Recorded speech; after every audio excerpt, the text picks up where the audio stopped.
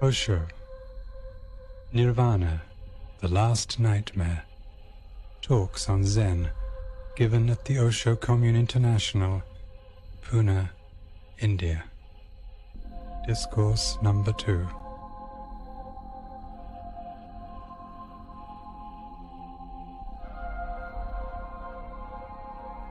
First question.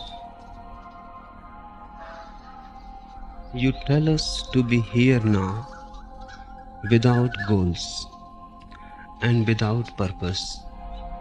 But then you allure us also by talking about ecstasy, enlightenment, freedom, and the possible fulfillment. It looks contradictory. Please explain.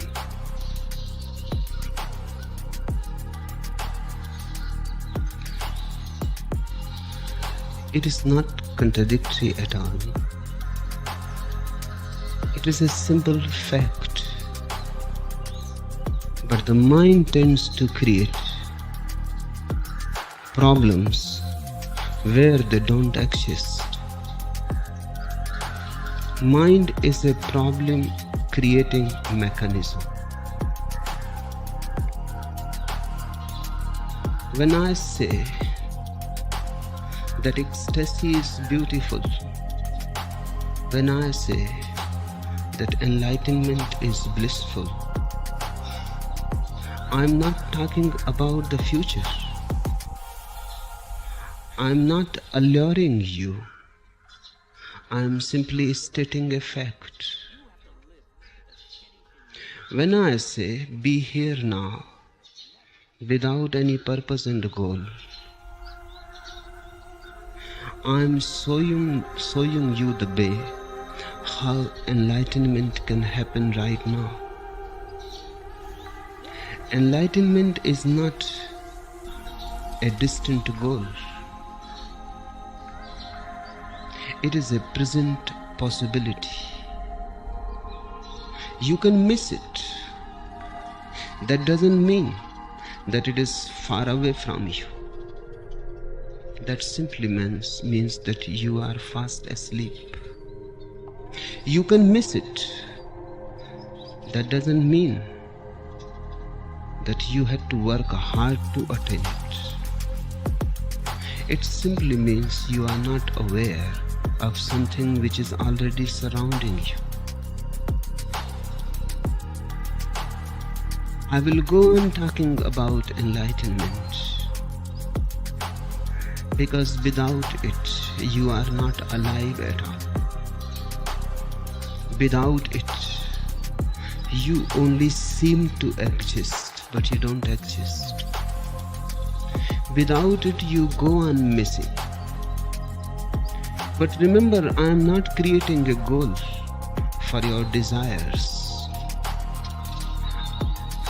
Enlightenment can never be a goal. This has to be understood. Nirvana cannot be desired. Let me explain it to you. Whenever you desire something, you become tense. The desire creates disturbance. Whenever you desire something, of course, you desire in the future. In the present, how can you desire? There is not enough space for a desire to exist in the present. It can only exist in the future. Desiring can only be concerned with something in the future, with something which is not here. That which is here cannot be desired. You can delight in it, but you cannot desire it. You can live it. You can dance it, but you cannot desire it. Hence, all the Buddhas say that become desireless. But the human problem is, we understand it as if they are saying, make desirelessness your goal. We turn everything into a goal. put anything into the mind, it immediately reduces it into a goal, and the problem arises immediately. And then the mind asks how to achieve this, how to get it, how to become it. Again, you are on the track. Again, you have missed. When Buddhas say, become desireless, they are not trying to create a goal for you. They are simply saying, see, look into your desiring. Understand your desire and the futility of it. Look deep into it, penetrate deep into it, and that very penetration will help. Desire disappears. When you can see the total futility of desire, will you ask how to drop it? If you see the total futility of it, it drops by itself. You go on asking how because you still want to cling, you still want to postpone it. You still think there must be something in it. Maybe I am missing, maybe I am not making right efforts, maybe I am not moving in the right direction, but there is something. You are still hoping. When you look into the nature of desire, you will understand that it is like a horizon. It appears far away there. Go, move. It moves with you. When you reach the point where you were thinking that the earth meets the sky, it is not meeting there. Again, at the same farther distance, the horizon exists. Again move, the horizon moves with you. The distance between you and the horizon remains constantly the same. If you look into desire, it is so simple to see. If you meditate on desire, this is a fact. This is not a theory about desire. You have 10,000 rupees. The mind asks for 20,000 rupees. The mind says, unless you have 20,000 rupees, how can you live happily? It is impossible. You can get 20,000 rupees. You will waste long time for it. One day you will get it. By the time you have got 20,000 rupees, the desire has gone further away. Now it asks for 40,000 rupees. By the time you attain to 20,000 rupees, you have become more addicted to comforts. Now more comforts are needed. Now the old house looks small. The old car looks an insult. It has to be dropped. A new car is needed. By the time you reach the 40,000 line, the horizon has gone further away. It demands 80,000. It goes on doubling. The distance remains the same. Between the desire and the fulfillment, the distance remains the same. It never changes, not even for a single inch. The beggar and the emperor are always in the same plight. If you look at the distance between their desire and fulfillment, you will see they are sailing in the same boat.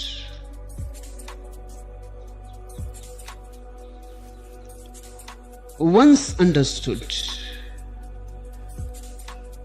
desire drops by itself on its own accord. Not that you drop it. So the question of how never arises. And when desire drops, there is desirelessness. Not that you have to make efforts for it to be there. Not that you have to work hard to gain desirelessness. It is not a goal. When desires disappear, the absence of desire is desirelessness. Let me say it in another way. Ordinarily, whenever the word desirelessness is used, you think it is against desire. It is not. Desirelessness is not the opposite of desire. Desirelessness is simply the absence of desire, not the opposite. If it is the opposite, then it can become the goal. It is not the opposite. You cannot make a goal of it. Love is not opposite of hate. If love is opposite of hate, in that love, hate will go on continuing. Undercurrent of hatred will go on flowing. The authentic love is not opposite to hate. The love of a Buddha is not opposite to hate. It is simply absence of hate. Compassion is not against anger. When anger disappears, compassion is. Compassion is not to be fought for. It is not against passion. When passion disappears, compassion is. Compassion is your nature. Desirelessness is you. When all desires have gone and you are left alone, in that beautiful aloneness, pure aloneness, crystal clear aloneness, there is desirelessness. Not even a trace of desire. No goal, nowhere to go. Then for the first time, you live what life is. For the first time, your song buzz spreads all over the existence. For the first time, you become capable of celebrating. This is called enlightenment, Nirvana. Nirvana can never be a goal. When you don't have any goal, Nirvana comes to you. You never go towards Nirvana. When you are not going anywhere, it comes to you. Or if you want to use the language of bhaktas and devotees, you can use the word God. You are not to go towards God. One can never go towards God. Where you will go? Either he is nowhere or he is everywhere. Where you will go? You cannot make an object of God. You cannot make an arrow of your desire moving towards the target of God. Either God is everywhere, so you cannot make a target, or he is nowhere, then too you cannot make a target. Nobody has ever reached to God. When you stop all reaching, when you drop the whole nonsense of achievement, suddenly God comes to you. And when he comes from everywhere, from all directions. He simply enters in you from every pore of your being.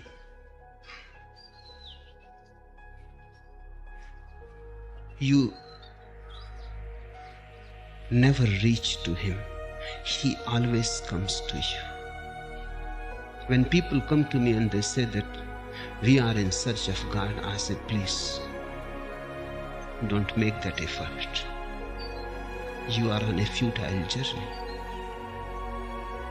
You simply rest, relax, wait, and allow God to come to you. Your very search will create a barrier. A searching mind is a tense mind. A seeking mind is not at rest. A desiring mind is not at home. Always wandering, going somewhere. If I come to you, do you think I will find you there? You may be somewhere else. You are always somewhere else. Wherever you seem to be, you are not there. If you are sitting in the temple, your appearance only is in the temple. You may be in the market, you may be in the shop, or in the factory, or in the office. When you are sitting in your office or in your shop, only your appearance is there. You appear to be there. Your mind may be anywhere. The world is vast. You are never where you are. Just be there. Wherever you are, be there. This is the door to divine, and the divine enters in you. Nirvana becomes a nightmare if you seek it. And then the nirvana is the greatest nightmare there is. Wealth can be found if you seek it.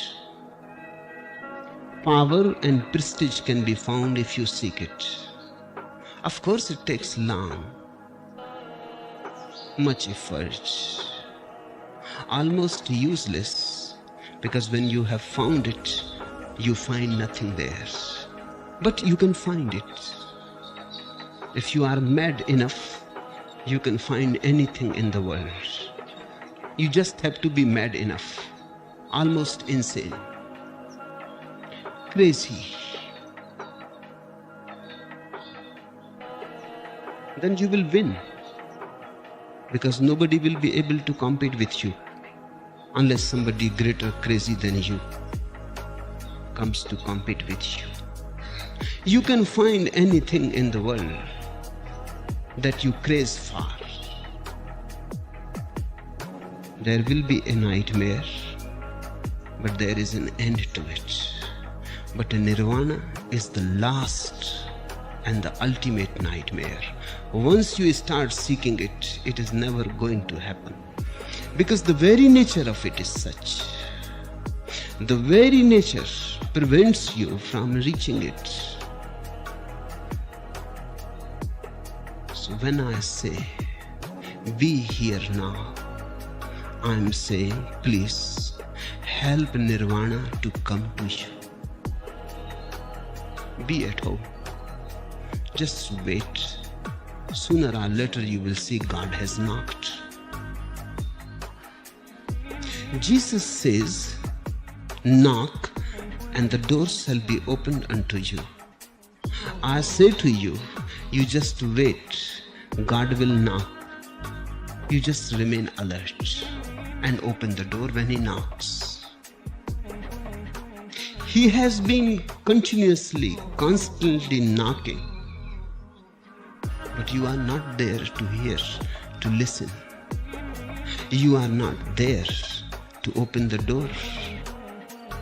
The guest is always standing on the door, but the host is missing.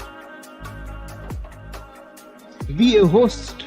That's what when I say be here now. This simply means be a host to life. Be a host to existence. Remain available. And everything is going to happen to you. Nothing is going to be debarred. There is nobody hindering the path except your own desire, except your own continuous running here and there. Rest a little while. And when I say rest, I mean rest here now. Don't postpone it. Because who can rest tomorrow? And I will go on singing the beauties of ecstasy. But don't misunderstand me. I'm not trying to convince you that Nirvana has to be achieved. It is not a goal. It cannot be made a goal. It cannot be made an object of desire. It is available. Just look. Have an alert look. Life is tremendously beautiful. It is showering on you from everywhere.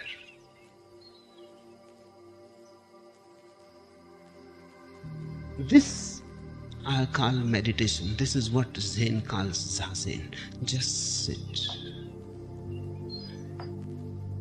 in an infinite waiting, watching, alert, aware, not going anywhere. And the miracle of miracles happens. That which you were seeking and could not find suddenly happens. There is no contradiction in it. But your mind will make a contradiction. Because unless your mind makes a contradiction out of it, then the mind has no function to fulfill. First it creates a problem. Then it tries to find a solution. Don't allow the mind to create a problem where none exists. I have heard about a physician. A man came to him. He was suffering from common cold. The physician said that you do one thing. The night is very cold. In the midnight, naked, you go to the lake, jump into the lake. The man said, have you gone mad? I am suffering from cold. And in the midnight, the lake is going to be just ice. I will get a double pneumonia. The physician says, you don't be worried. I have a perfect medicine for pneumonia. But for common cold, I have none. I will cure it, certainly. You just follow the instructions.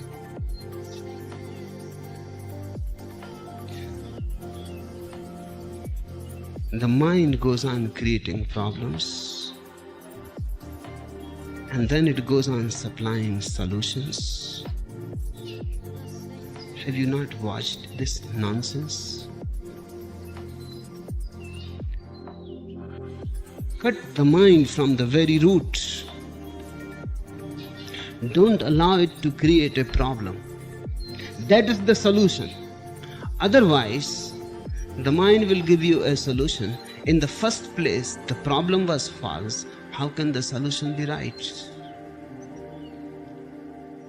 If you solve a false problem, the solution is going to be false. Then you are caught in an infinite regress. Then in the solution, the mind will find again problems. Then again solutions have to be supplied. And then you go on and on. If your own mind cannot give you a solution, you go to greater minds. They can supply solutions. You go to philosophers.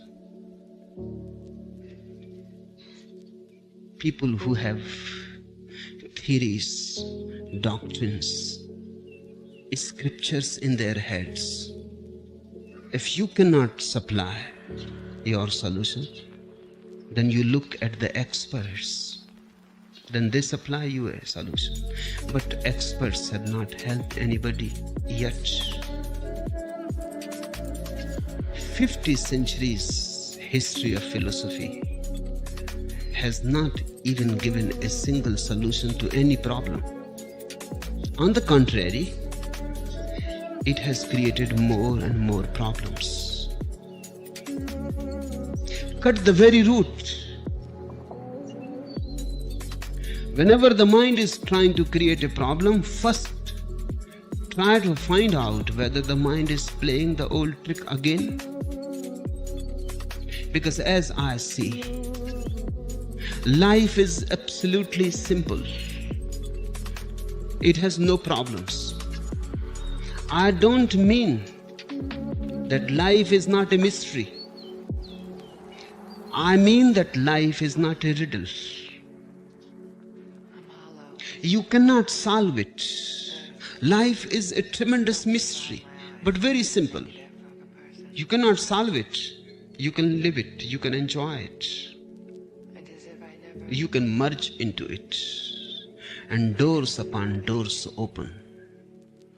And it is an endless journey of revelations. Greater and greater revelations are waiting for you. But it is not a riddle which can be solved. The more you enter in it, the more unknowable it becomes. The more you know that you don't know. One moment comes when all knowledge seems futile. That is the moment where a consciousness goes through a conversion from philosophy to religion, from futile, stale theories to fresh and eternally alive source of life. Life is a mystery. It cannot be solved. It has no solution. It has no answer. Don't try to solve it. That is what mind is constantly doing to solve. Cut the root. Whenever the mind tries to bring a problem, first try to see, is there a problem really? It is such a simple thing, what I have said.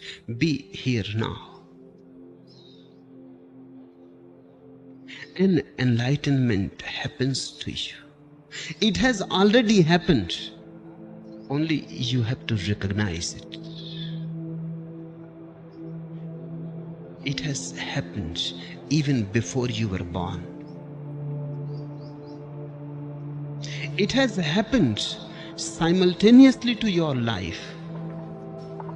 Your very existence is enlightened. Just a turning in, a conversion,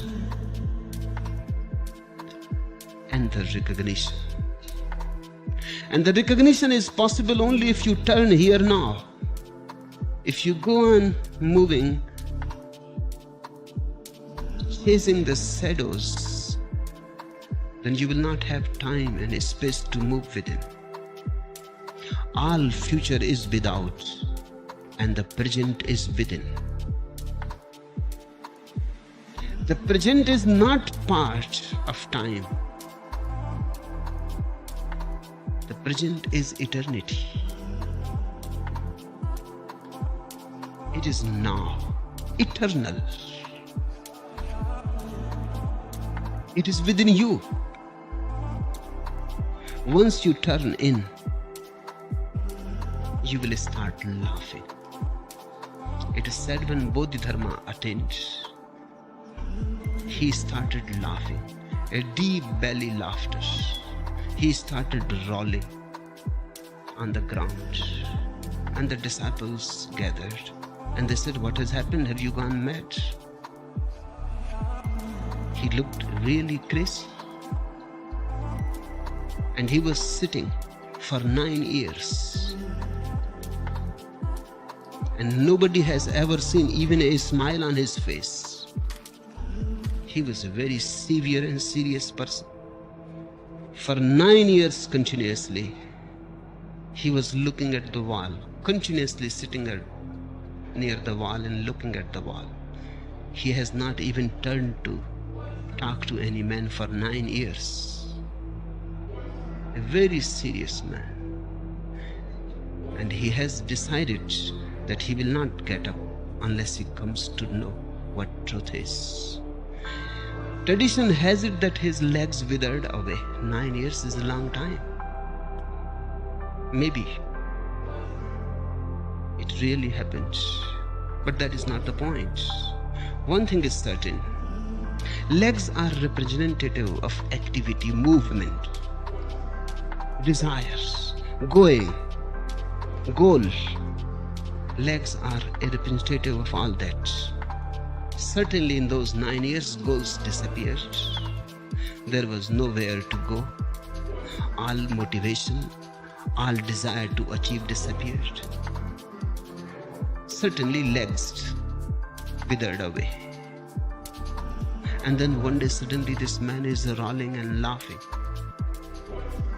Must have gone mad. People must have been thinking that is sitting 9 years watching the wall is bound to create madness. But why? He was laughing. He was laughing at the whole absurdity, the very ridiculousness of it. That all that he was seeking, he had already within him. And he was not aware. Your treasure is with you.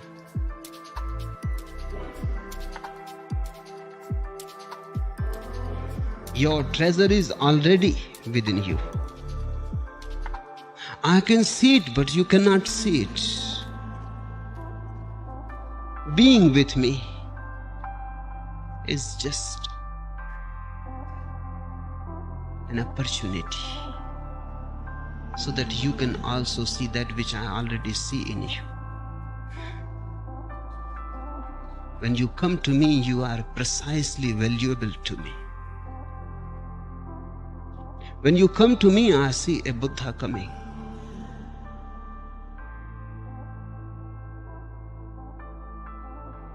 You are not aware. I would like to bow down and touch your feet,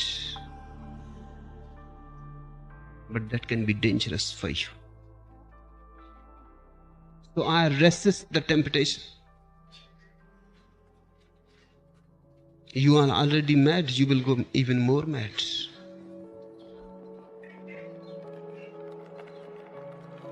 But that's what I would like to do. You are already there where you would like and wish to be. You are fulfilled. I can see your flower has bloomed. It has been always blooming there. But your eyes are wandering somewhere else. So when I talk about enlightenment, I'm simply stating a fact about your being. I'm not giving you a goal to be desired. And then immediately I have to tell you that be here now, because that is the way you will be able to see the blossoming of your being. There is no contradiction. If it appears to you, look again. Your mind has deceived you. Cut the mind from the very root.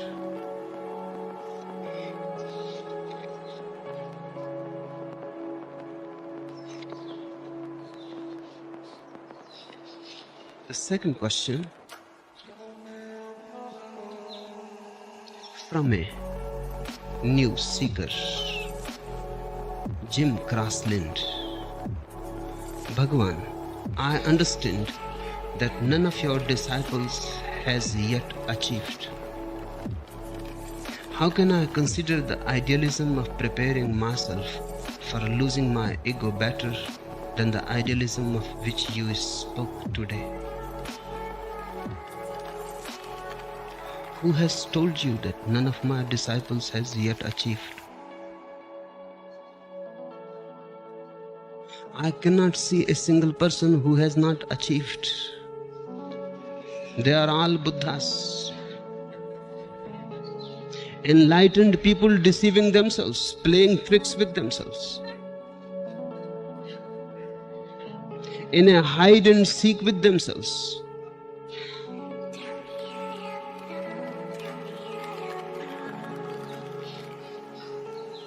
But it is difficult for you to see unless you have seen your own enlightenment. You cannot see. Once you have seen your own enlightenment, the whole world is enlightened.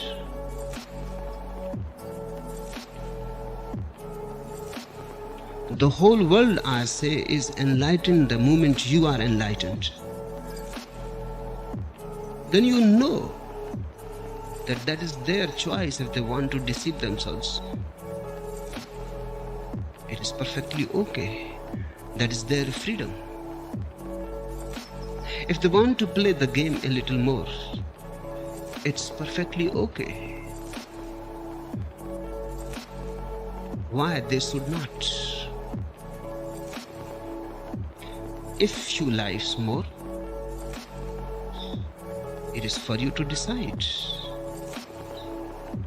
Not only that my disciples are enlightened, life is enlightened. These trees may be fast asleep, snoring, but they are also enlightened. The day I became enlightened, I have not seen anything which is not enlightened. I cannot see.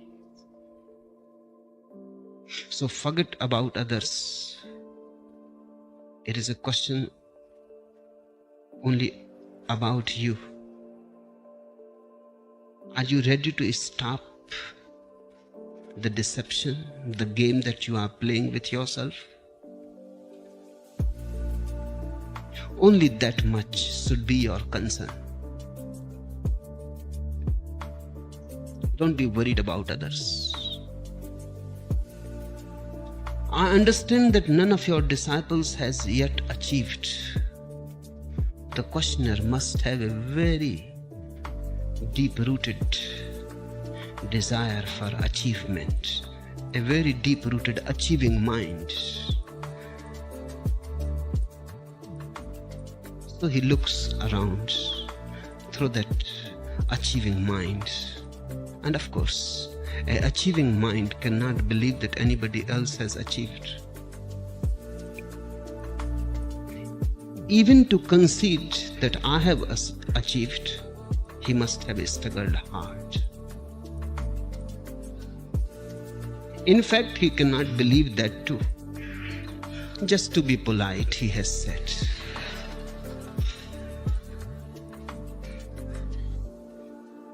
let this man grant, but no one else.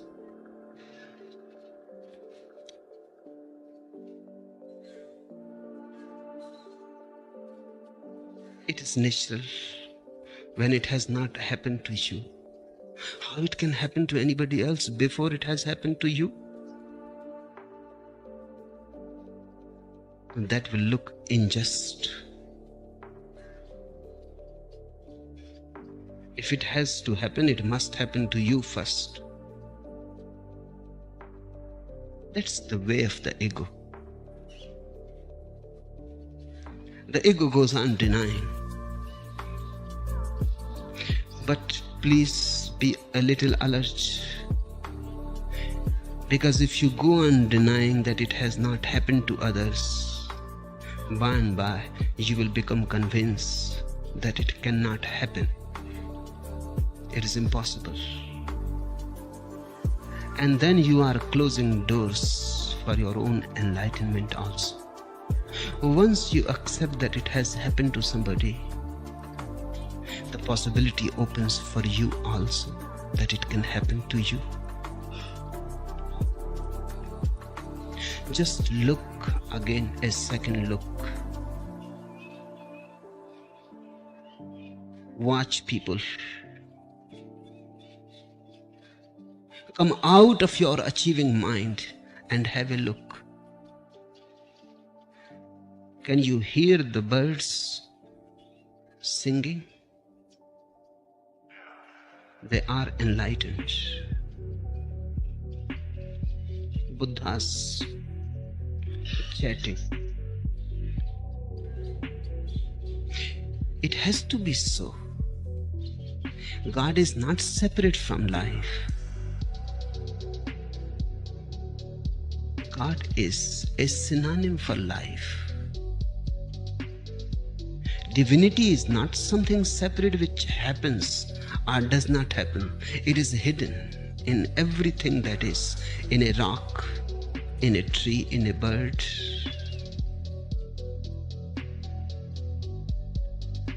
But for the first time you have to realize it within yourself, because that is the closest reality to you.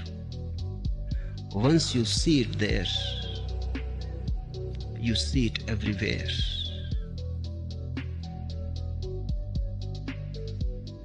And the second thing, how can I consider the idealism of preparing myself for losing my ego better than the idealism of which you spoke today? I am not saying you to prepare. I am not teaching any preparation. I am simply saying, look, this is the ego and this is the block that is hindering the path.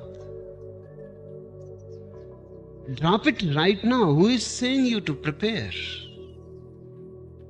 If you prepare, then you will prepare forever and ever.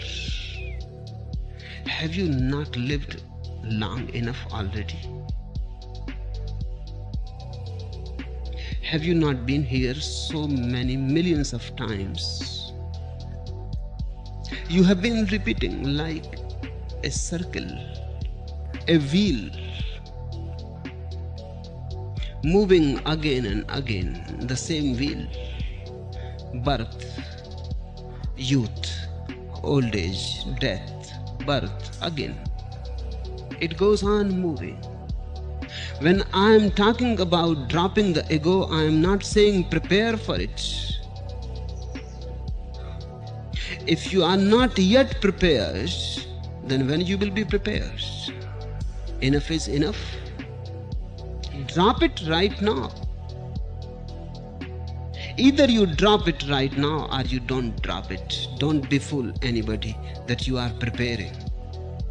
Preparation is a trick of deceiving others and more basically yourself, that I am preparing.